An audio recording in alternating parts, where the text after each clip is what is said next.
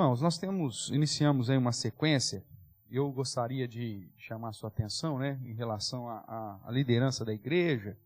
Nós estamos ainda nesse processo para a organização da igreja, hoje como congregação presbiterial.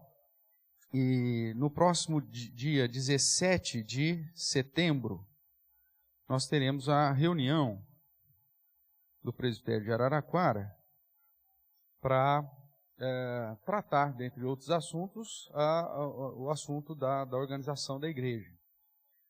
Então, como prevê a nossa Constituição, dentro desse processo aí para a organização, a eleição da liderança, pesa sobre mim a responsabilidade de instruir a igreja, né, pelo menos 3 meses antes aí, sobre as características bíblicas, constitucionais, confessionais, relacionados à igreja e também à liderança da igreja. Por isso nós já estamos estudando aí já há alguns meses, né, sobre o fato que a igreja é importante. Vimos alguns princípios relacionados ao papel da igreja na evangelização, no discipulado, e começamos aí há 2 semanas tratar da figura masculina, né, da liderança masculina e de algumas características. Então, nós precisamos, né, até para que os irmãos estejam atentos aí, em resposta a uma solicitação que fiz, o presbitério, na pessoa do secretário executivo, nos mandou aqui aquilo que a gente precisa. Só para os irmãos tomarem conhecimento, isso aqui já foi feito da outra vez, já foi encaminhado, mas para ficar documentado, então foi solicitado novamente, aí ele diz, olha, o rol atualizado, né? Então, nós como, ainda quando o campo missionário da Ampli, da agência missionária, nós fizemos a nossa assembleia de organização, e os irmãos naquela ocasião foram arrolados, portanto, como membros, né, do campo missionário, depois já é transferido automaticamente para a congregação presbiterial. E agora vai ter que se refazer novamente todo esse processo para então encaminhar o presbitério para quando da organização já ter o nome de todo mundo para o culto, né, que será feito, ou para a reunião que será feita de organização, a gente está com os dados. Os primeiros irmãos que foram recebidos naquela ocasião, lá no hotel ainda, quando nós nos reunimos no hotel, nós não temos todos os dados completos, não é isso, Márcio?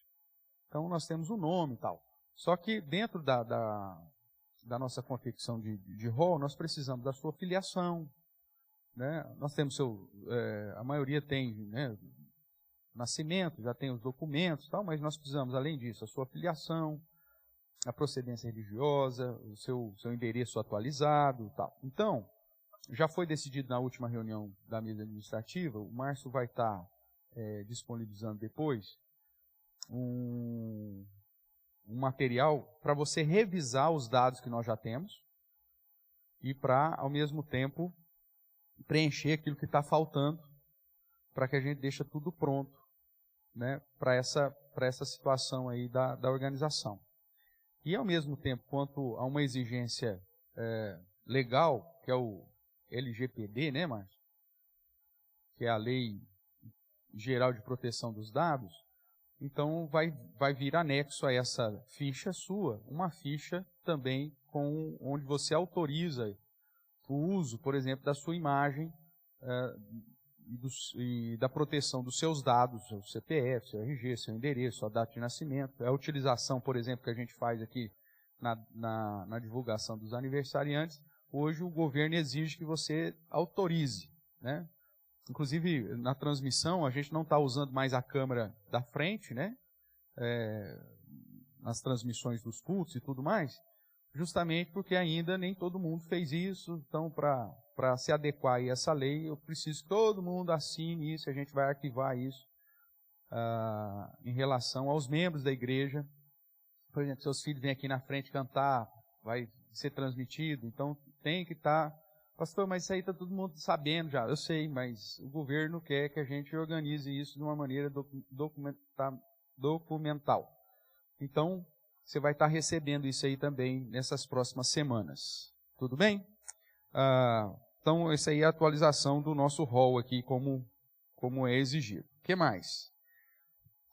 A questão financeira, lembrando que nós temos aí uma comissão de exame de contas, né, que se reúne de 3 em 3 meses para auditar e verificar as contas da igreja. Então, a gente deve passar isso para eles, né, já foi feito, mas como já passaram alguns meses, 8 meses da última solicitação, então eles pediram de novo. O que mais? Atualização da lista com os candidatos ao oficialato. Então nós precisamos enviar uma lista de possíveis irmãos que participarão do pleito para presbíteros e para diáconos. Nós fizemos já 2 cursos, né, relacionados a isso, de formação de liderança, e nós vamos começar nessa terça-feira agora mais um curso. Por enquanto só 3 pessoas me procuraram, então hoje eu vou colocar lá, disponibilizar um grupo, se você tiver interesse, e o link, quem tiver interesse de se inscrever, ou disponibilidade, eu sei que tem gente que tem interesse, mas não tem disponibilidade, mas mesmo assim, entre lá no grupo, vai ter o link para você entrar, e eu vou disponibilizar, porque essas aulas nós já temos gravadas, e eu vou disponibilizar então para esses irmãos o link da sequência do curso de liderança da igreja, que está privado hoje lá no nosso canal do YouTube, mas eu vou disponibilizar para que você possa acompanhar o curso, mesmo que você não esteja presencial aqui. E aí a gente vai marcando talvez algumas reuniões só para tirar dúvidas e fazer os exercícios que porventura alguém tiver dificuldade. Tá? Então quem ainda não fez o curso, esteja atento. Hoje à tarde provavelmente eu já coloco o grupo lá e o link para que você, através do link, entre no grupo. Entendendo que você entrando no grupo, você está se matriculando no curso. Tudo bem? Então, ótimo. E deixa eu ver aqui se tem mais alguma coisa. Não, basicamente é isso aí então. Então, a questão do rol de membros. Então, fique atento que você vai receber aí, você tem que atualizar para mim os seus dados e assinar essa lei do LGPD. E os outros assuntos aí depois a questão administrativa da igreja vai estar providenciando aí para encaminhar para a Secretaria Executiva do nosso presbitério. Tudo bem, irmãos? Dito isso, então vamos trabalhar um pouquinho mais com o tema, né? Como escolher oficiais da igreja.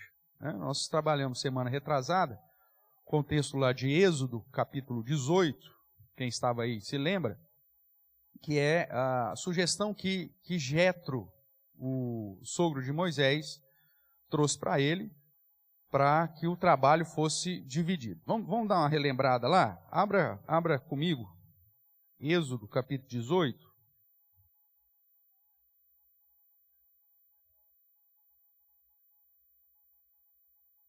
A partir do verso 19.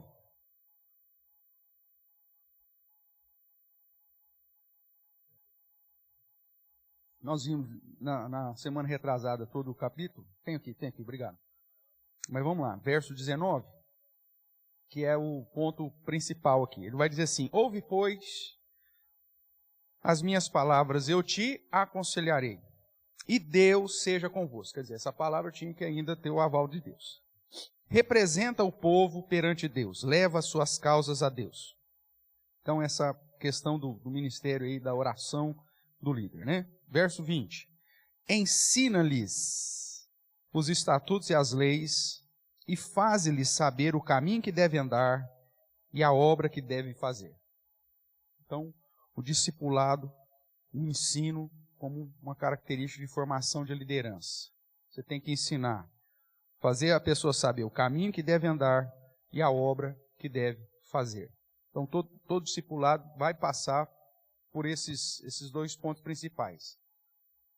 Passar o conhecimento, passar o ensino, de modo que a pessoa saiba aonde ela deve andar e o que ela tem que fazer. Tudo bem? Então, discipulado. Aí ele diz mais: procura dentre o povo homens capazes, tementes a Deus, homens de verdade, que aborreçam a avareza, né, com características então aí gerais, e põe esses homens sobre eles por chefes de 1000, chefes de 100, chefes de 50, chefes de 10, para que julguem esse povo em todo o tempo, Toda causa grave trarão a ti, mas toda causa pequena eles mesmos julgarão. Será assim mais fácil para ti. E qual que é a conclusão aí? Vamos ler juntos? E eles levarão a carga contigo. Então, o objetivo dessa divisão do trabalho, né, em pessoas para auxiliar aí Moisés, era justamente para aliviar o peso da carga do trabalho, mas não podia ser qualquer pessoa, tinha que ter algumas características. Essa pessoa tinha que primeiramente ser discipulada, ensinada, né, sobre o caminho que devia andar, sobre a obra que deveria fazer, e que teriam que ter características pessoais, né, homens capazes, tementes a Deus, ou seja, crentes, que fugissem da avareza e que fossem homens de verdade, ou seja, que assumissem a sua responsabilidade e a sua liderança. Nós temos vivido aí dias que a igreja presbiteriana, né, tem surgido alguns questionamentos a respeito, por que não, da liderança feminina ou da liderança mista dentro da igreja. Tão somente, irmãos, porque nós entendemos que dentro do padrão bíblico, Deus estabelece uma função específica e diferenciada para a realização do homem e da mulher. Isso nada tem a ver com a capacidade, o conhecimento, ou até mesmo a questão ontológica, né, entre homens e mulheres. Simplesmente uma questão de função. E muitas vezes influenciada aí por esses movimentos já de algumas décadas de igualdade, né, que são válidos em várias características, em vários pontos, mas que acabam desprezando a própria revelação de Deus e o propósito de Deus na manutenção da sua igreja. Nós não podemos negligenciar um princípio que a própria palavra de Deus nos traz. Um outro texto que eu quero chamar a sua atenção, que aponta ainda para esse fato aqui dessa liderança e que Moisés colocou em prática, é Deuteronômio, capítulo 1.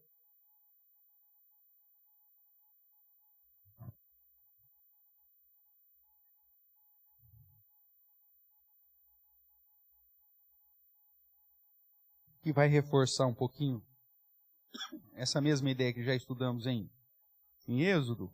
Hoje nós vemos Moisés fazendo as nomeações e que serve de padrão para depois todas as tribos e todas as cidades de Israel quando eles entram no contexto de Canaã. Então Moisés ainda vai dizer assim, Deuteronômio capítulo 1, verso 9. Nesse mesmo tempo eu vos disse, eu sozinho não poderei levar-vos. O Senhor vosso Deus vos tem multiplicado, e eis que já hoje sois multidão como a estrela dos céus. O Senhor, Deus de vossos pais, vos faça 1000 vezes mais numerosos do que sois, e vos abençoe, como vos prometeu. Como suportaria eu, sozinho, o vosso peso, a vossa carga e a vossa contenda? Tomai-vos, homens sábios, inteligentes, experimentados, segundo as vossas tribos, para que os ponha por vossas cabeças. Então, me respondestes e dissestes, é bom cumprir a palavra que tens falado. Tomei, pois, os cabeças das vossas tribos, homens sábios e experimentados, e os fiz cabeças sobre vós, chefes de milhares, chefes de 100, chefes de 50, chefes de 10, e oficiais segundo as vossas tribos. Nesse mesmo tempo ordenei a vossos juízes, dizendo, ouvi a causa entre vossos irmãos e julgai justamente entre o homem, o seu irmão, ou o estrangeiro que está com ele. Não sereis parciais no juízo, ouvireis tanto o pequeno como o grande, não temereis a face de ninguém, porque o juízo é de Deus. Porém, a causa que vos for demasiadamente difícil, fareis vir a mim, e eu a ouvirei. Assim, naquele tempo, vos ordenei todas as coisas que havíeis de fazer. Até aqui. Então, vemos, irmãos, que o padrão estabelecido dentro da liderança do povo de Deus, que depois acaba sendo o padrão para a igreja do Senhor, é justamente essa divisão do trabalho com pessoas específicas, dotadas de qualificações e características, segundo o padrão que o próprio Deus e a palavra de Deus estabelece, não só na perspectiva do conhecimento, mas na perspectiva do caráter e do convívio social ou familiar, e que aponta, portanto, para a necessidade dessa liderança ter como objetivo de facilitar o trabalho uns dos outros e conduzir o povo de Deus de modo que alivie a carga daquele que está responsável pela liderança espiritual do povo que o Senhor mesmo lhe confiou. Então, dito isso, vamos ver alguns textos agora do Novo Testamento, né? Atos capítulo 6.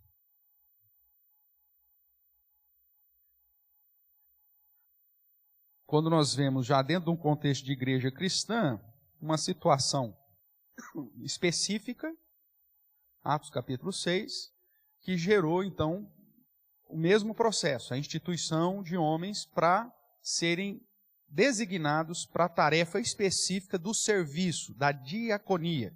A diaconia, o termo diaconia é serviço, então a ideia de servir a comunidade, né? Então vamos lá, Atos capítulo 6, vou ler do verso 1 ao 4.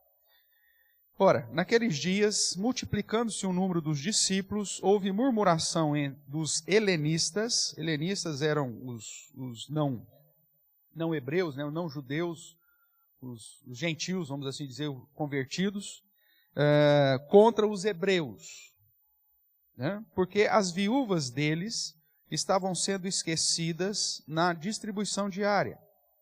Então, os 12 aqui, os apóstolos, 12 inclusive contando Matias, né? Convocaram a comunidade dos discípulos e disseram: não é razoável que nós abandonemos a palavra de Deus para servir às mesas. Mas, irmãos, aí presta atenção agora, escolhei dentre vós 7 o quê? 7 homens, com as seguintes características: de boa reputação, cheios do Espírito e de sabedoria, e que os quais encarregaremos desse serviço. Então veja, homens de boa reputação, cheios do Espírito de Deus e cheios de sabedoria. Essas foram as características que os apóstolos apresentaram para que a igreja elegesse diáconos no exercício do serviço à comunidade, da assistência, das necessidades que porventura essa comunidade apresentaria, uma vez que os apóstolos, na figura aqui dos presbíteros docentes, vamos dizer assim, aqueles que eram responsáveis pelo ensino e direcionamento da igreja, não podiam abandonar tanto o ministério da palavra nem da oração. Isso aí eles vão deixar claro um pouco mais à frente. Verso 4. E quanto a nós, ou seja, os apóstolos, nos consagraremos à oração e ao ministério da palavra. Então há uma distinção aqui entre os apóstolos, que ficariam responsáveis pela vida de levar a Deus a causa, né, dos irmãos, como Moisés é chamado lá, apresentar a Deus e representar diante de Deus no sentido de oração, de ser esse guia que vai orar e buscar a direção na vida de cada um, e ao mesmo tempo o ministério da palavra, o ministério do ensino, da exortação, da demonstração, do consolo, como o Luciano falou aqui, sendo esse instrumento para trazer a palavra do Senhor e aplicar ela de um modo claro, de modo a ensinar as pessoas a andar no caminho que devem andar e fazer a obra que devem fazer, fazendo o link lá com Êxodo. Um outro texto também que nós vamos encontrar aqui em Atos 14, aí nós vemos já um contexto das viagens missionárias, né?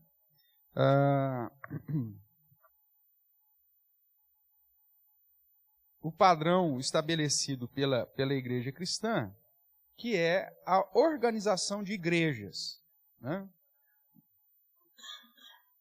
Muitas pessoas falam assim, Jesus não pediu para se organizar igreja nenhuma. Isso porque o ministério terreno dele ele já estava dentro de um contexto de uma nação que temia Deus, onde todo mundo era crente, já cumpria com os rituais, as cerimoniais e tudo mais. Porém, com advento do cristianismo, e o cumprimento da lei cerimonial e da lei que estabelecia o sacerdócio levítico. O sacerdócio levítico termina com a obra de Cristo. Então, a própria comunidade dos cristãos começam a evangelizar, fazer novos discípulos, como o próprio Senhor Jesus determinou, e dentro do padrão que o próprio Senhor Jesus estabeleceu, que deveria ensinar todas as coisas a esses discípulos. Olha, como que você ensina isso e cada um vive de um jeito, distante um do outro, se não há comunhão, se não há convívio ou coisa desse tipo. Então nós vemos que o registro de Atos, um registro histórico, mostra que a comunidade dos que creem viviam juntos, unidos, recebendo a instrução que vinha dos apóstolos. E aí, então, isso num contexto de Jerusalém. Quando a igreja começa a alcançar outras situações, onde agora não é mais obrigatório você vir a Jerusalém para adorar, mas é o ID, né?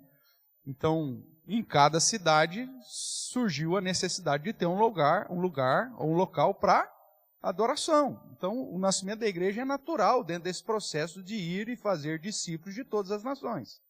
E aí, então, nós vemos nesse percurso do livro de Atos essa pregação, essa evangelização e a formação de várias igrejas em várias cidades distintas. Capítulo 14 aqui nos mostra esse processo aí da viagem missionária de Paulo e Barnabé, indo especificamente para os gentios. E lá no verso 19 em diante, vamos ler a partir do 19, para que tenhamos um pouco mais de noção do contexto.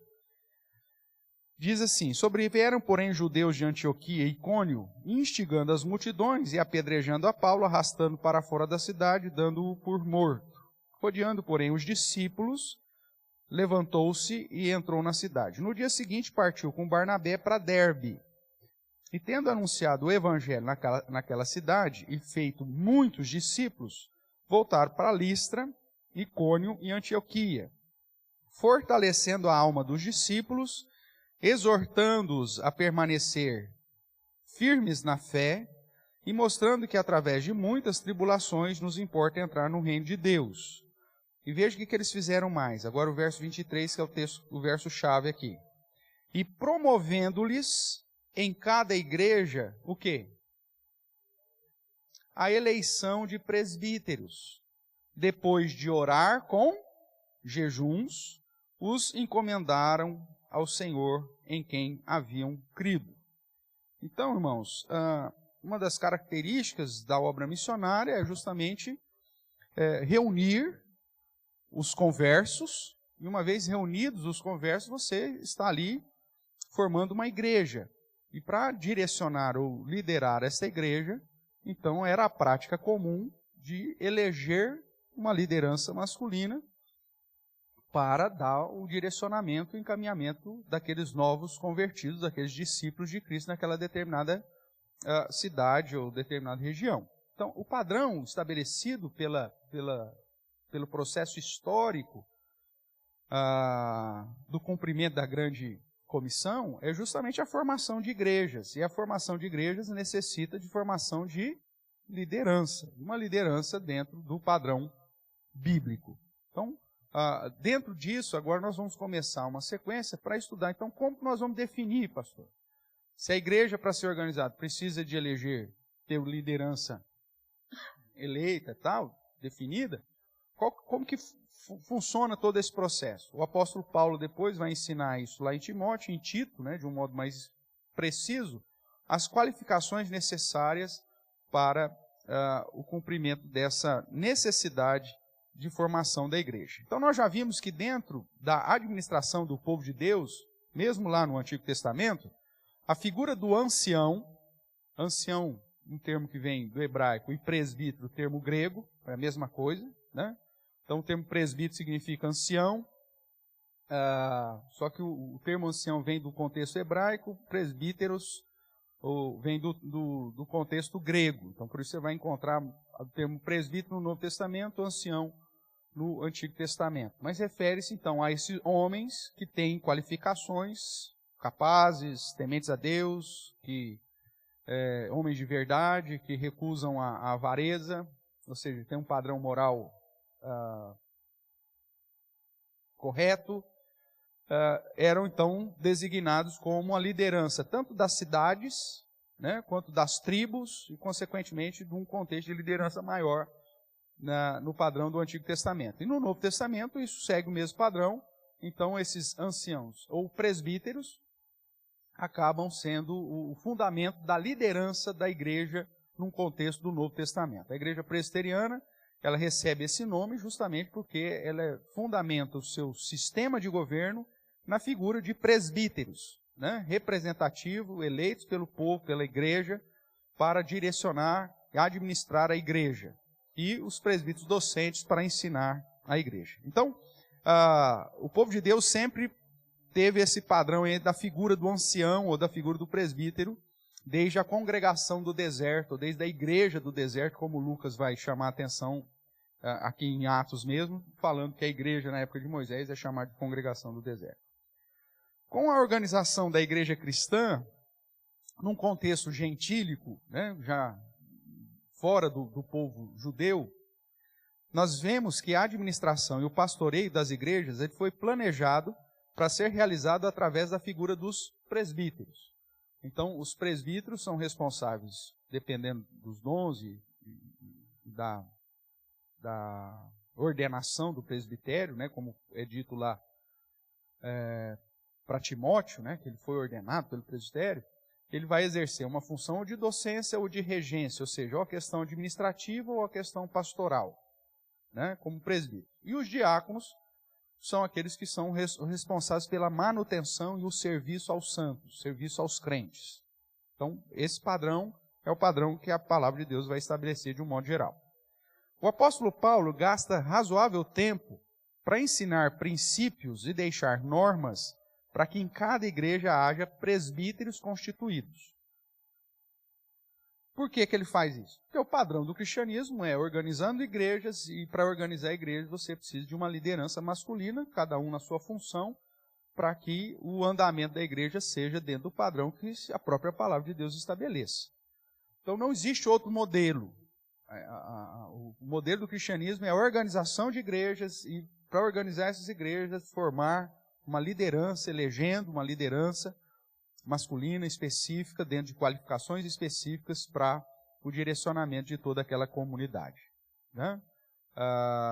Dentro do padrão bíblico, cada cidade, né, provavelmente receberia aí uma igreja inicialmente, mas quando você olha para o padrão judeu, que nós protestantes chegamos mais próximos, depois do exílio, com o surgimento das sinagogas, nós vemos que cada cidade estabelecia várias sinagogas para o desenvolvimento espiritual e o conhecimento, o crescimento do conhecimento escriturístico das pessoas. Para você organizar uma sinagoga, você precisava de ter 10 homens.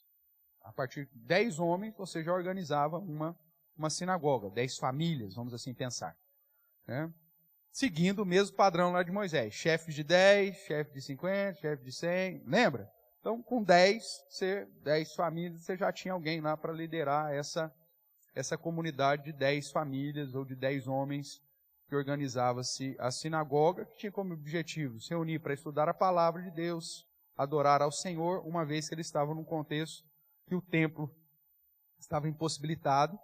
Então, essa era a metodologia. Nós pegamos esse padrão para as nossas igrejas. O padrão da igreja protestante está muito mais próximo das sinagogas, do modo litúrgico que as sinagogas realizavam, do que do templo, uma vez que o templo estava fundamentado nas leis cerimoniais e no sacerdócio levítico. Como o sacerdócio levítico acabou, então não tem mais sacrifício, não tem mais necessidade do templo, as festas cerimoniais já foram cumpridas em Cristo, então o modelo do templo cessa.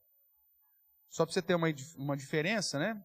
Aproveitando aqui o assunto, dentro do contexto romanista, católico, os católicos eles seguem o padrão do templo. Por isso que o padre ainda é o quê? Isso, qual que é o termo disso, para isso? Ele é um sacerdote. Tá? Então, por quê? Porque, inclusive, todo o altar, né? Por que o altar? Na igreja crente tem altar? Não, não tem altar. Apesar de ser um pouco mais alto, é só para uma facilidade didática. Mas existe altar? Não. Né? Agora, na igreja católica tem altar. Por quê? Porque o altar é onde fica todos os utensílios sagrados e o sacerdote ali para apresentar o sacrifício. Né? Havia lá a Arca da Aliança, havia lá o menorá, o candelabro, né? Com fogo constante, representando a presença de Deus. E agora com o cristianismo, dentro da Arca da Aliança, que você tinha lá a tábua da lei e você tinha também maná, né? Hoje você tem lá o corpo e o sangue de Cristo. Então, dentro da missa, a missa é uma representação daquilo que acontecia no templo. Tudo bem? Então, o padre como sacerdote, o altar, a mesa do sacrifício, e todo domingo, dentro da liturgia católica, Jesus é morto. Jesus é sacrificado. Por isso há um momento lá que toca-se um sininho lá, todo mundo tem que se ajoelhar, porque foi feito o sacrifício. E depois relembra-se a ressurreição e a comunhão com todo mundo. Por isso que toda a missa, então, você tem lá o momento da comunhão. Mas a figura do sacerdote, como aquele que representa Deus, a questão da mesa do sacrifício, a questão lá, tem um negócio douradinho lá que representa a Arca da Aliança, né, que é onde o ministro abre lá, o sacerdote abre, ele tem que se ajoelhar, aquela coisa toda. E lá tira lá, então, a hóstia e o suco. E aí ministra esse sacrifício na perspectiva cristã do Cordeiro de Deus. Tal. Eu me lembro quando criança, ia na igreja, e na missa das crianças, por exemplo, inclusive antes, para trazer as oferendas, vinham algumas crianças, né? Trazendo a hóstia, trazendo o vinho, e vinha mais duas, uma com um cordeirinho de pelúcia na mão, assim, e o outro com um cachinho de uva de plástico também, assim. Lá era tal, né? Uau!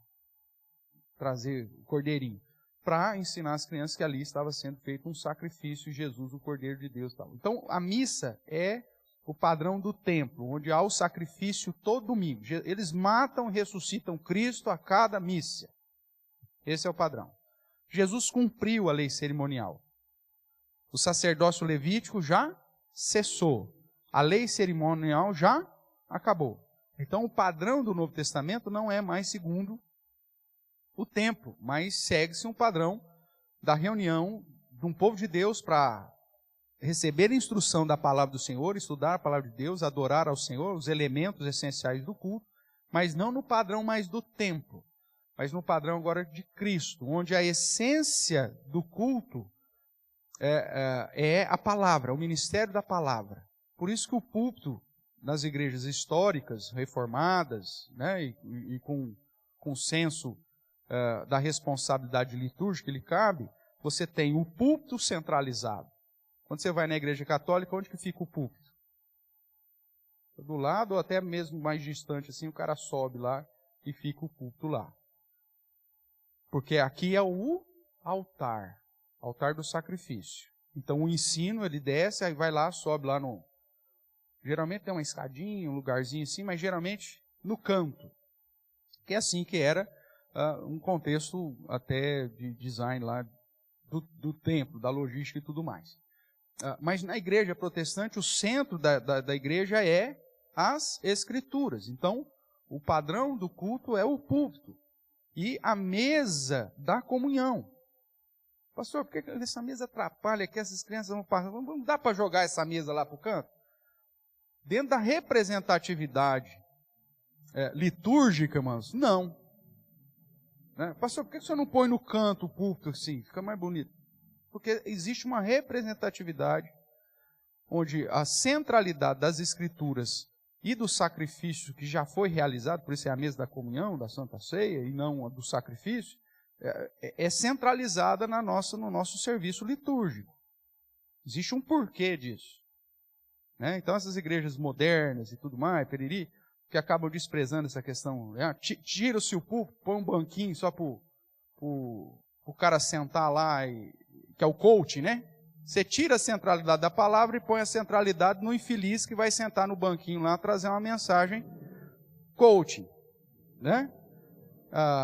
Que você está fazendo com isso? Você está quebrando essa representatividade arquitetônica ou de design, sei lá como que é o nome que você vai usar, mas que aponta que aquela igreja ela tem a centralidade nas escrituras e na comunhão com o Senhor.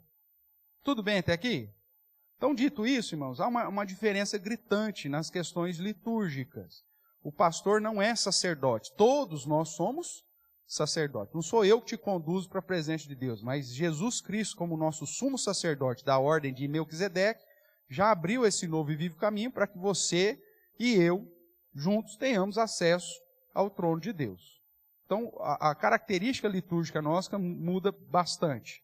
Mas a igreja, então, além dessas características litúrgicas, que apontam para a centralidade da palavra, da oração, da comunhão, também é uma igreja que tem características administrativas, pautadas no padrão estabelecido por Deus desde o Antigo Testamento, onde, através de representantes, esses representantes com características que a própria palavra de Deus já nos mencionou, vão dirigir a igreja para que ela siga o padrão que o próprio Deus deseja dela. E aí, então, nós não podemos inventar moda. Como nós não podemos inventar moda na perspectiva litúrgica, na perspectiva da adoração, pastor, por que não coloca tal coisa? Por que não faz isso? Por que não faz aquilo? Nossa, fica tão bonito, parará. Porque, na verdade, nós seguimos um padrão litúrgico, onde só se coloca como elemento essencial do culto aquilo que Deus determina. O que Deus não fala que pode ou que não pode, ele não coloca. Mas Deus não proibiu, pastor. Então, mas a questão do nosso princípio regulador do culto não é o que Deus não proibiu. Nós só vamos colocar no culto aquilo que Deus mandou.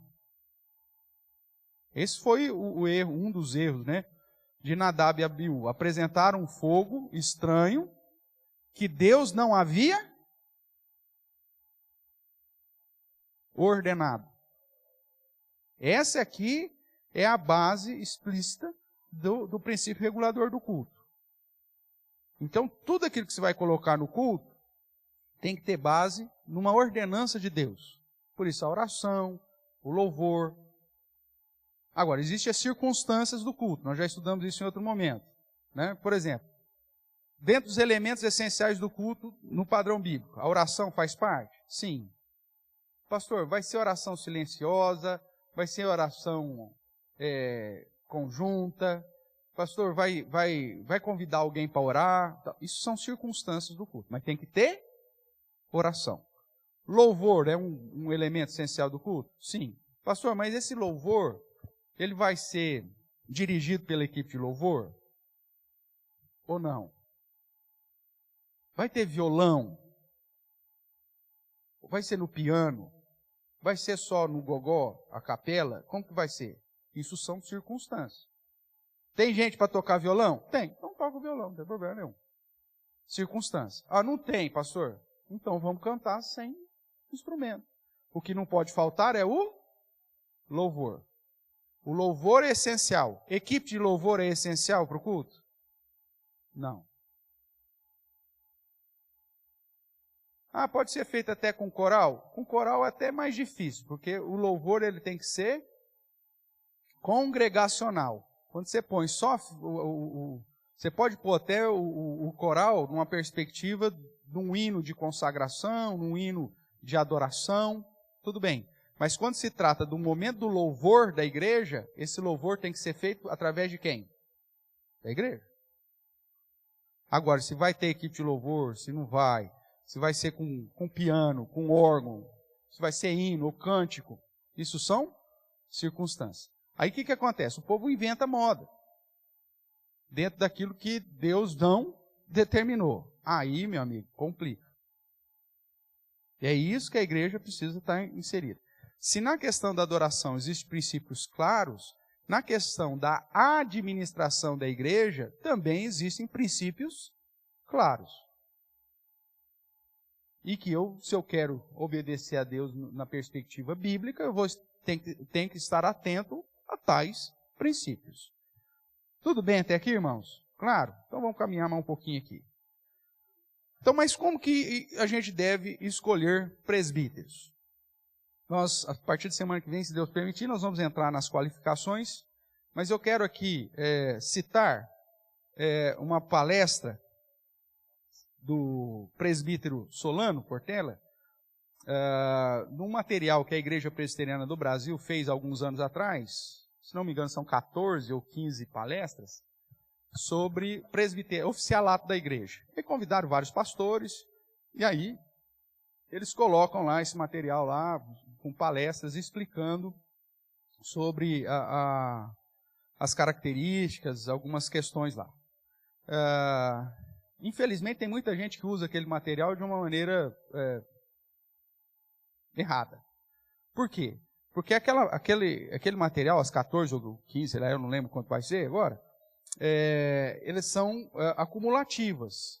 Eles dividiram o tema em 14 aulas e elas são acumulativas, ou seja, um assunto depende do outro. O que muita gente faz? Vai lá, pega a aula 7, por exemplo, nem sei do que trata, mas pega a aula 7, separada das outras 13 lições, e coloca aquilo lá como se fosse, simplesmente aquilo fosse necessário e suficiente. Não. Você tem que olhar, se for usar aquele material, você tem que usar ele completo. Uma das questões muito mal interpretada naquele material, um dos temas, eu acho que é do reverendo Cláudio Marra, inclusive ele que ele faz, que a comunidade, ou que o conselho deve exercer um governo de colegiado, sem problema nenhum, extremamente bíblico, porque ele está falando de governo. Quando nós tratamos de governo, os presbíteros regentes, junto com o presbítero docente, exercem coletivamente o governo da igreja. Inclusive o pastor, ele participa das questões administrativas da igreja. Ele é o presidente do conselho e ele participa das questões administrativas da igreja.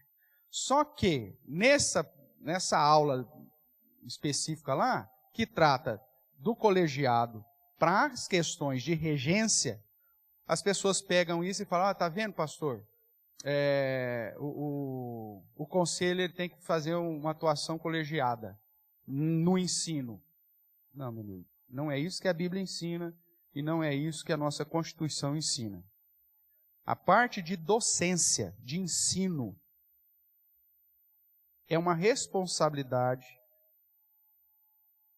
única de quem? Do pastor da igreja. O pastor da igreja é que foi preparado, licenciado e ordenado para pregar.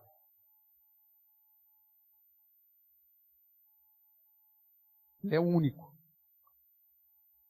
Qualquer outro presbítero ou qualquer outro irmão que seja convidado por esse presbítero docente para pregar, ele prega, não porque ele foi ordenado para pregar, mas ele prega debaixo da autoridade do pastor que foi ordenado e licenciado para pregar. Você tem uma ideia? Dentro do sistema presbiteriano, o seminarista, ele não pode pregar sem a autorização de um pastor. E mesmo depois que ele termina o curso teológico, ele tem que passar por um processo que chama de licenciatura, onde ele é licenciado, é lhe dada a permissão para pregar, mesmo ainda não sendo ordenado. E aí o presbitério, ele vai pregar sobre a ordenança e o aval do presbitério, numa igreja, ou numa congregação, ou num campo missionário, ou num ponto de pregação. Mas ele prega sobre a licenciatura de um presbitério, ou a autorização específica de um pastor ordenado para aquilo. Por isso que uma das exigências constitucionais para que se organize uma igreja, nós já falamos isso em outros momentos, mas primeiro, você tem que ter membros. Não tem discípulo, porque vai ter igreja. Então, tem que ter membro. Um número de membros que garanta a manutenção dessa igreja. A manutenção, inclusive, dos ministérios e financeira. Outra necessidade. Liderança masculina, dentro do padrão estabelecido para as questões administrativas. E a terceira característica essencial para a organização de uma igreja é um pastor ordenado.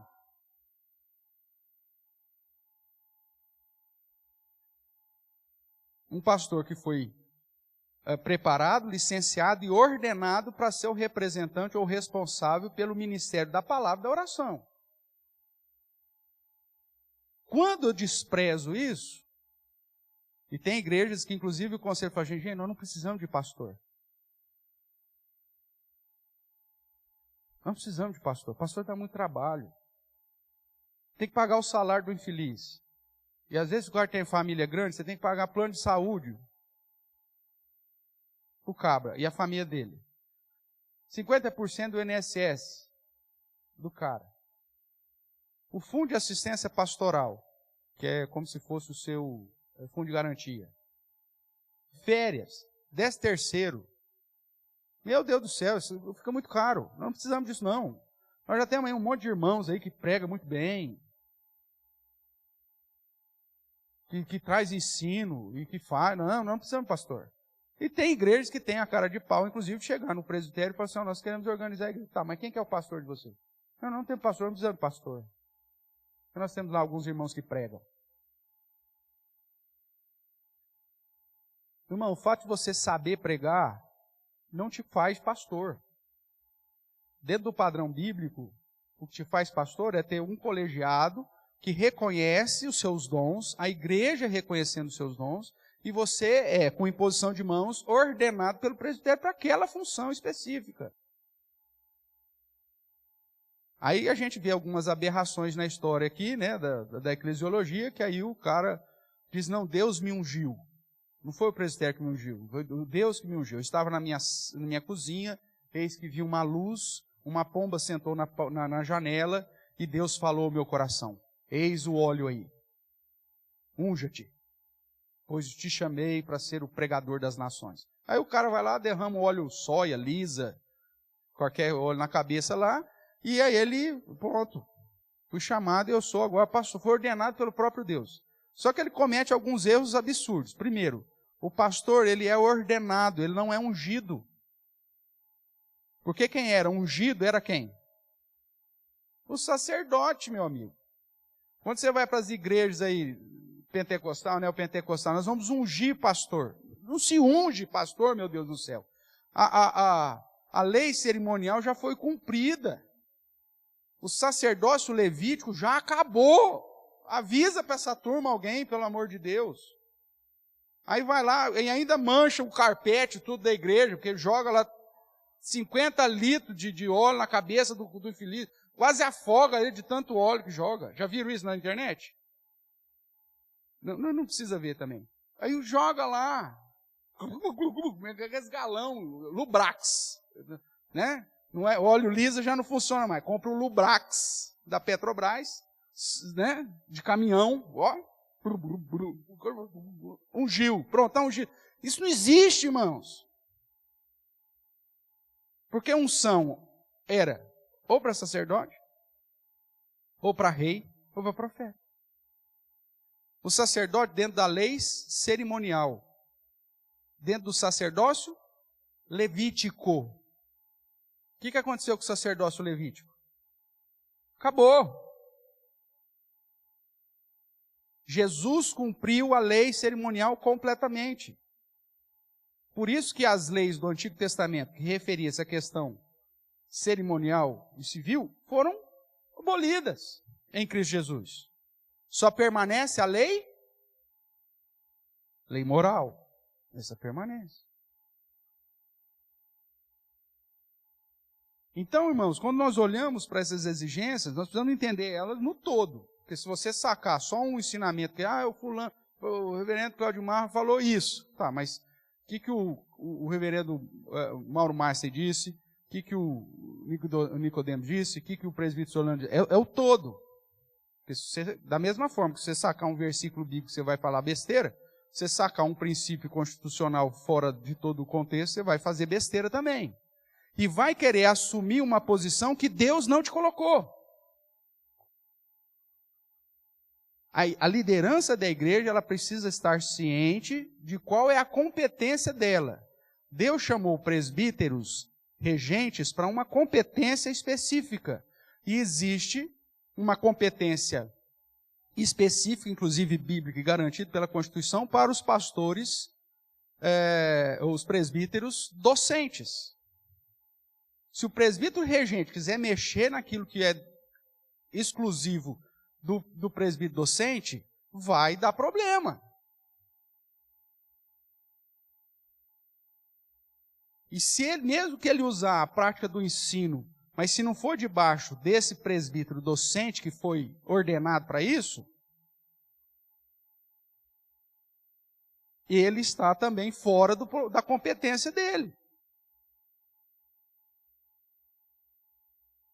O presbítero regente, ele tem que ter conhecimento escriturístico? Tem. Porque quando ele vai, como conselho, escolher o presbítero docente, ele tem que sabatinar esse presbítero docente. Para ele não trazer para a igreja um pastor picareta. Mas de quem é a autoridade bíblica do pastoreio e do ensino, da pregação? O presbítero docente. Quando o presbítero regente quer se meter na pregação do presbítero docente, vai dar zebra. Ele não é o juiz da pregação do pastor. Não é nem função dele.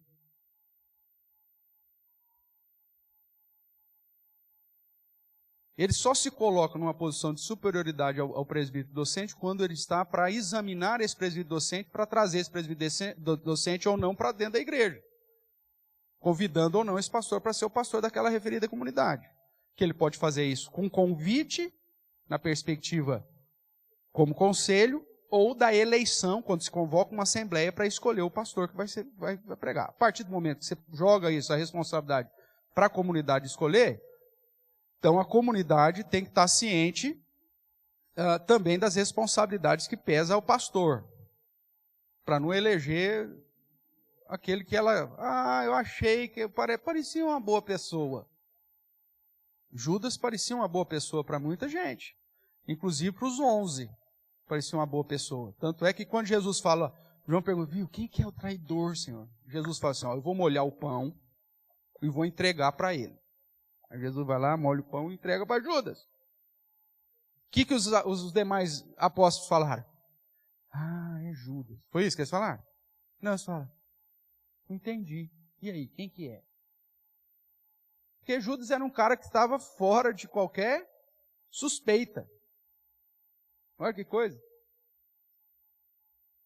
Jesus falou, qual que é o sinal? Quem que é? Peraí, eu vou molhar o pão e vou entregar para o traidor, hein? Presta atenção, hein? Olha aqui, estou molhando o pão. Judas, vem cá, meu filho, abre a boca. Dá o pão lá, molhadinho para Judas. Quem que é o traidor? O pessoal, não sei.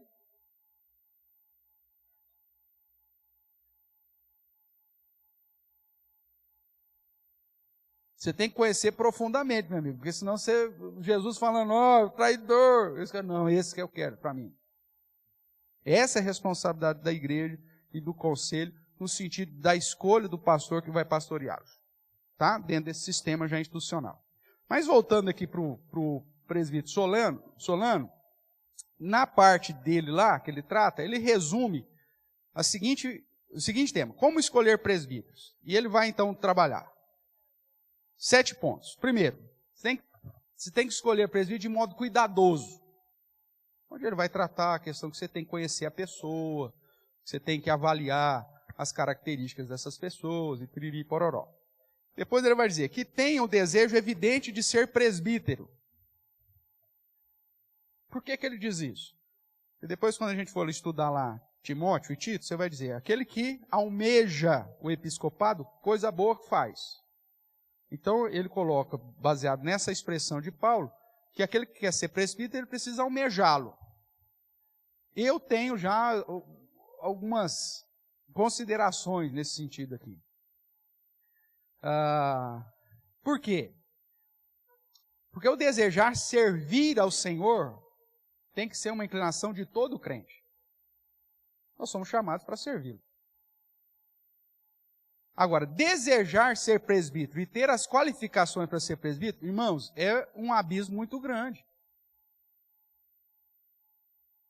O cara querer ser é uma coisa, agora ele ter qualificações para ser é completamente diferente.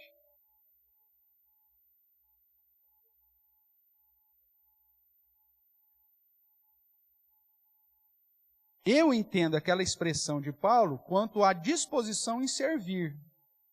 Isso tem que ser para todo mundo. Agora, não numa perspectiva, mesmo porque a Bíblia já diz, não numa perspectiva de ganância, de uma posição ao ser alçada. Porque tem gente que vem na igreja com a mentalidade de mundo. Onde ele diz assim, não, eu vou ser... Na nossa igreja não existe isso, mas dentro das igrejas geral que você vem, eu vou vir como obreiro, depois de obreiro eu passo para diácono, se tiver alguma coisa aqui, o pessoal que já veio de outras igrejas me ajudem. Aí depois de diácono eu vou para presbítero, e aí depois eu vou ser responsável por um campo. E isso como se fosse um plano de carreira. Não, na Bíblia não funciona assim, meu amigo. Porque na Bíblia ela trata de dons. Dom para pastor exige dons específicos para isso. Dom para presbítero, dom específico para isso. Dom para diácono, dom específico para isso. São dons diferentes. Tem um irmão que vai ser diácono, e ele tem dons da diaconia, que vai ser uma bênção no exercício da diaconia. Se a igreja tirar ele da junta diaconal e colocar ele como presbítero, vai ser um fiasco. Porque ele não tem dom para presbítero. Ele tem dom para diácono. Aí nós falamos, não, mas o fulano já está servindo há 20 anos como diácono, vamos promover ele, como se o presbítero fosse uma promoção ao diaconato. Vamos promover, né? Então o cara, 20 anos trabalhando como diácono, puxa vida, junto diaconal, funcionando redondinha na mão desse cara. Aí você fala, não, vamos dar uma promoção para ele, vamos pôr ele de presbítero agora. Se acaba com a junta diaconal e detona com o conselho da igreja. Por quê? Porque o cara não tem o dom para aquilo.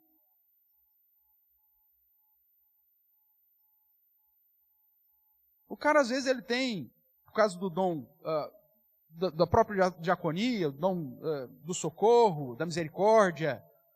Ele é o cara que tem a empatia, o dom pastoral. O diácono precisa ter um dom pastoral, que é justamente cuidar, instruir, apoiar e socorrer aquele que precisa. Se você põe um cara que tem um dom administrativo para ser diácono, meu Deus do céu. Ele vai trazer 500 folhas assim e jogar na cima. Você tem que preencher esses formulários aqui para receber um litro de leite. Porque o dom dele é administrativo. Ele não tem o dom de socorrer a pessoa. Cara, eu só estou precisando de um copo de leite. Não, preenche aqui, 500 folhas de formulário. Protocola não sei na onde, e depois você envia, a cada 3 meses o conselho se reúne, ele vai aprovar ou não o seu copo de leite. Vai funcionar esse negócio lá? Não, cara, ele não tem dom para aquilo. Aí você pega o cara que é o dom da misericórdia, o dom do consolo, do socorro e tudo mais, aí você chega no conselho e fala, irmãos, nós temos que disciplinar o fulano de tal. Não, pastor, pelo amor de Deus, não disciplina ninguém, não. Porque ele só foca a misericórdia. Aí não disciplina mais ninguém na igreja, porque o cara tem um dom da misericórdia, não disciplina mais ninguém na igreja, aí essa igreja vai para onde? Para o liberalismo, vai para o pragmatismo. Então, não é simplesmente desejar ser. Tá? Esse desejar entende com a predisposição em servir. Que mais que o Solano vai dizer lá no curso lá? Que tem que ser através da eleição, é o sistema presbiteriano, baseado inclusive aqui em Atos 14, 23. Em assembleia, de acordo com a nossa Constituição interna. Que sejam experimentados, ou seja, tem que ter um tempo de convívio cristão. O cara se converteu ontem, ele pode ser eleito presbítero amanhã? Não. Exige-se pelo menos 1 ano. Se ele já era crente de outra igreja, vindo, exige no mínimo 6 meses. Mas tem que ter um tempo de caminhada, converso, experimentado, o cara vivendo a vida comum da igreja, você caminhando com ele. Que estejam dispostos a cumprir os seus votos. As características de presbítero são essas. A sua competência é isso, isso e isso. Você está disposto a cumprir isso? Tem essa e essa exigência. Você está disposto a isso? Ah, pastor, não tem tempo para isso. Então não seja.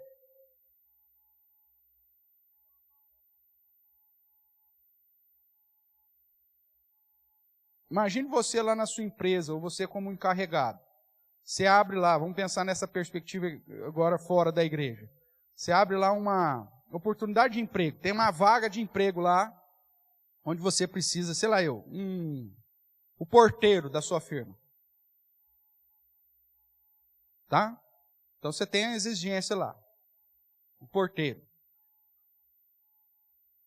Para ser porteiro, ele tem que ter a disposição de ficar lá o dia inteiro sentado, olhando na câmerazinha, cara crachá, para deixar entrar e sair quem tem que sair, saber escrever para pegar os dados dos fornecedores ou dos visitantes que vão entrar na firma. Então, tem que saber escrever. E não pode ser deficiente visual. Nada de preconceito com quem é cego, mas tem como você pôr um porteiro cego? Tem. Se tiver lá uma outra situação lá para pôr alguém cego, você põe, mas para porteiro tem que olhar quem está vindo, quem está aí.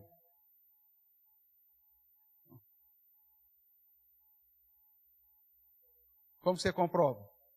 Então, tem que ter essa exigência mínima, irmãos. Não é questão de preconceito com deficiente visual. É que aquela função exige que o cara enxergue. Tudo bem até aí? Aí chega um cara lá cego, você fala assim, eu tenho tanto uma vontade de ser porteiro, velho. É o meu sonho de criança.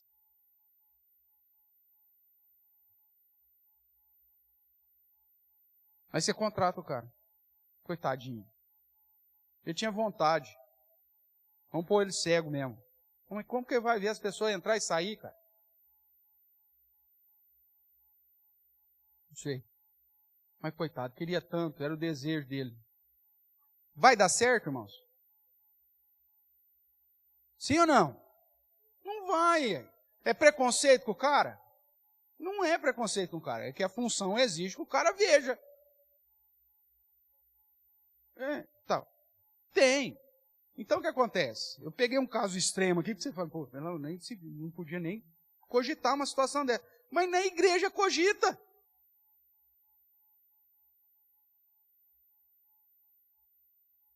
O cara não tem disponibilidade nem para vir cultuar a Deus. Ele não tem disponibilidade para cultuar a Deus. Ele não vem na igreja. Vem de vez em quando. Porque, sei lá, prioridades, ou trabalho, ou uma série de situações que pode impedir o cara de vir à igreja cultuar. O cara aparece uma vez ou vez na vez. Aí você fala, não, agora vamos pôr de presbítero, que agora, quem sabe, ele pega firme. É pôr o cego para ser porteiro, irmãos. O cara não vem. O cara está preocupado, mas ele quer ser. Mas ele não tem. Então, meu filho, você quer ser? O dia que você aposentar, que você não tiver mais nada para fazer na vida, então você vem para ser presbítero. Se a sua prioridade agora é trabalhar, viajar, ganhar dinheiro, não sei o quê, então vai trabalhar, ganhar dinheiro, não tem problema nisso. Faça isso para a glória de Deus. Agora, não queira assumir um compromisso que vai exigir tempo de você e que, dependendo da situação, vai ter reuniões em horários complicado, porque eu não posso marcar a reunião do conselho em horário comercial, a maioria dos presbíteros está tudo trabalhando. E aí, então, Aí, pastor, a mulher vai reclamar se o senhor fazer reunião de quinta-feira à noite. Amigo, se a mulher, então nem aceita a criatura. Porque vai exigir. Se você não estiver disposto a cumprir com os seus votos, então é melhor que não vote. Não se coloca à disposição. Não precisa nem saber por que você não quer. Mas se vai fazer, faz bem feito. E eu deixei por último aí, esse ponto que saiu no meio aí, eu vou até voltar para você ver de onde que ele está. Olha lá. Após passos prévios dados pelo conselho. No nosso caso, que não tem conselho, né? O pastor poderia apresentar esses dados prévios, poderia inclusive solicitar a mesa administrativa, apesar que legalmente não há necessidade. É uma prerrogativa do pastor, porque quem inclusive solicita ao presbitério a organização da igreja não é nem a mesa administrativa, é o pastor. Por que nós temos mesa administrativa? Porque eu quis, em última análise. Porque como congregação presbiterial, o pastor, ele responde ao presbitério. Você vai encontrar congregações presbiteriais que não têm mesa administrativa, o pastor comanda. Mas por que o pastor Everton fez isso? Porque eu não quis. E entendo que é um processo importante para a igreja na formação de liderança. No caso da Ampli, inclusive, quando foi o nosso primeiro, como eu era o presidente fundador da Ampli, eu coloquei que era exigência ter.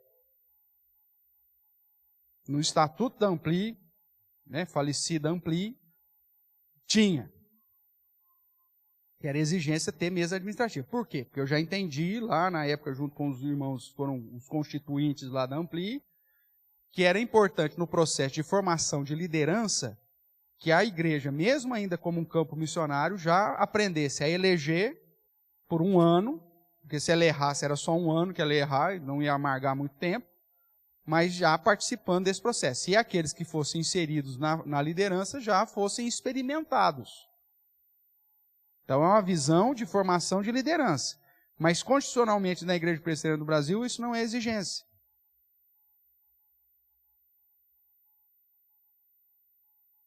Se porventura amanhã depois você muda para uma cidade, tem uma congregação presbiterial lá, fala, só tem um pastor, você não vai chegar para mas por que aqui não tem uma mesa de missão? Porque o cara não quis. É um direito dele. Na hora que for organizado, aí o presbitério vai determinar, vocês vão eleger. O mínimo é 3 presbíteros, 3 diáconos, para se organizar. E aí o presbitério pode definir que o pastor faça esses passos prévios, e no caso, quando aí depois a igreja é organizada, o próprio conselho define. Basicamente, quais serão esses passos prévios? O cara tem que ser membro da igreja, há mais de um ano pelo menos, né? Acima de 18 anos, que a Constituição nossa exige, e aí o conselho pode definir alguns pontos específicos dele, olhando para as características exigidas para o presbiterato e para o diaconato. Então ela pode definir, por exemplo, nós só vamos aprovar os nomes de irmãos com mais de um ano de membresia, acima de 18 anos, que já tenha sido experimentado e que seja dizimista. Não, mas pastor, mas por que o conselho vai definir que só vai participar da eleição quem for dizimista? Meu Deus do céu, é uma coisa óbvia. Se o cara não é fiel nem no compromisso que ele tem para com Deus, na manutenção da comunidade, que é instrumento de bênção na vida dele, aí como que ele vai administrar o dízimo do outro, se nem ele não dá o dele? É um princípio até de caráter. Então, você não tem na Constituição isso definido como ponto essencial. Mas o Conselho pode definir isso como um ponto essencial. A Constituição, nós vamos ver isso mais à frente também, vai dizer que a assiduidade do indivíduo pode ser levada em consideração. Na verdade, tem que ser levada em consideração. É uma exigência. O cara não é assíduo nos trabalhos da igreja. Conselho, A igreja pode até indicar, eu quero indicar o irmão Levi, que ainda é membro da igreja porque ele não pediu transferência. Sabe quem que é o Levi? 2, 3. Quem sabe quem que é o Levi aqui? Levanta a mão. 3 irmãos sabem quem que é o Levi. Dos que estão presentes. Tudo bem. Aí, então, alguém apresenta o nome do Levi. O conselho pode falar, não, o Levi não vai participar, o Levi mudou, está em Campinas. Ele não vai conseguir ser assíduo na igreja. Nós temos, inclusive, dar um toque no Levi, ô Levi, pede a transferência aí, rapaz. Você está frequentando uma igreja aí, tarará, parará. Ponto. Mas pode ser que alguém indique o nome do Levi? Pode. Alguém que conhece. O Levi é um cara legal. Vamos indicar o nome dele. O conselho, quem? Chega lá, o Levi. Não, o Levi está morando fora. Já faz mais de 1 ano que não vem na igreja. Então, não, o nome do Levi não vai para o pleito. Simples assim. Geralmente, as indicações são nominais. Então, vamos imaginar que o Roberto teria indicado o Levi. Aí nós vamos chegar para o Roberto. Roberto, o Levi não vai participar da eleição por conta da dificuldade que ele tem de ser assíduo. E mesmo que ele estivesse morando aqui, mas o cara está trabalhando lá, o cara, numa emergência, o cara não está aqui.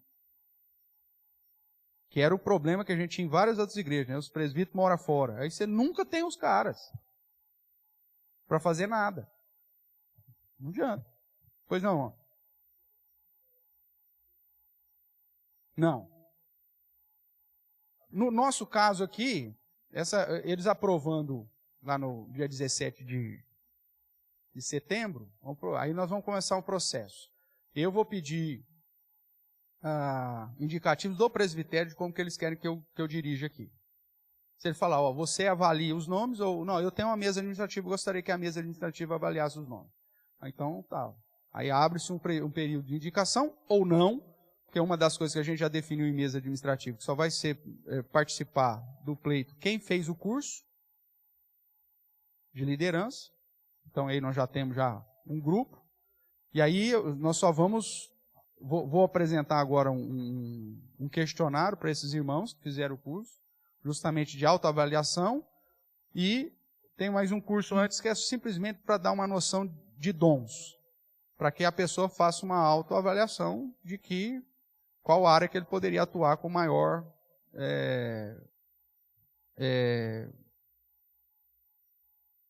com maior característica para aquele determinado exercício ali. Quais dons ele tem para se cabe mais nessa área ou naquela área.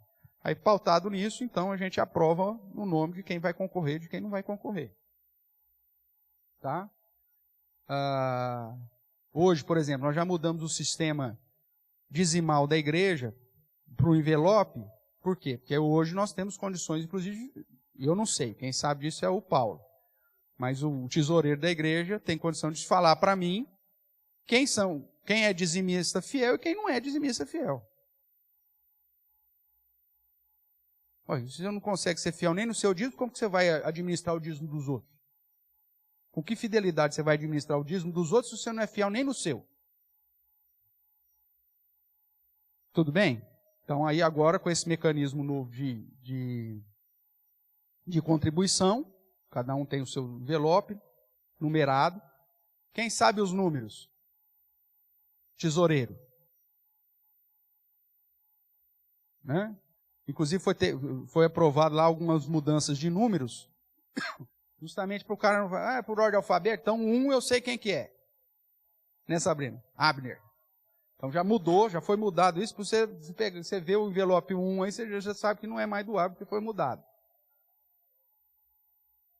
Então quem sabe os números? Tesoureiro. Pastor sabe os números? Não sei. Não sei nem o da Clarice. Só que eu chego para o tesoureiro e falo assim, eu quero um relatório dos dizimistas. Ele traz os números, de 1 a 200, janeiro, fevereiro, março, abril, maio, junho, e ele marca lá, verde ou vermelho. Verde ou vermelho, eu sei pelo mapa quem está verde e quem está vermelho. Aí nós chegamos e falamos, foi nomeado o Zé, o Antônio, o Manuel. O tesoureiro vai lá, pega o número do Zé, do Antônio e do Manuel. Pastor, os 3 são dizimistas. Ótimo, então aprovo no nome do Zé do Adão Manuel. E o Joaquim? Não, o Joaquim não é dizimista. Então tudo bem. Porque a gente parte do princípio seguinte, se o cara não é fiel com o dízimo dele, como que ele vai ser fiel na administração do dízimo dos outros? É ilógico um negócio desse. Então o conselho, dentro desse último ponto aí, baseado na nossa Constituição, pode definir passos prévios para a eleição de presbíteros. Tudo bem, irmãos? Então, esses aqui são os 7 pontos que o nosso irmão lá apresenta lá naquele curso que eu te mencionei. Eu considero algumas outras situações pertinentes, que é o que a gente vai começar a estudar na próxima semana. Basicamente, observâncias dentro do caráter bíblico, dentro do caráter constitucional e dentro do caráter doutrinário. Aí, a partir de semana que vem, nós vamos tratar quais são os princípios bíblicos para a eleição de oficialato, quais são os princípios constitucionais e quais são os princípios doutrinários para a eleição de presbíteros e diáconos. Alguma pergunta até aqui, irmãos? Tranquilo?